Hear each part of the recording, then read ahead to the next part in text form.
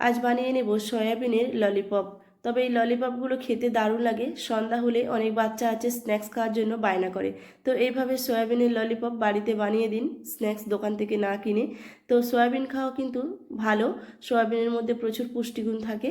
তো এখানে নিয়েছি আমি সয়াবিন 100 গ্রাম, ভালো করে ভিজিয়ে দিয়েছি। তো ভিজিয়ে ভালো করে চিপে জলটাকে ঝরিয়ে মিক্সিতে দিয়ে পেস্ট করে নিতে হবে। ওই পেস্টের মধ্যে একটু পেঁয়াজ কুচি, লঙ্কা কুচি, 1 চামচ জিরে গুঁড়ো, ধনে গুঁড়ো, গরম মশলা গুঁড়ো দেবো, লঙ্কা গুঁড়ো, একটু হলুদ গুঁড়ো, 1 চামচ আদা রসুন বাটা, 2 চামচ ছাতু আর 3 চামচ কর্নফ্লাওয়ার দিয়েছি, একটু কুচানো ধনে পাতা, স্বাদ মতো লবণ দিয়ে খুব ভালো করে হাত দিয়ে এটাকে মেখে নিতে হবে, জল ছাড়া।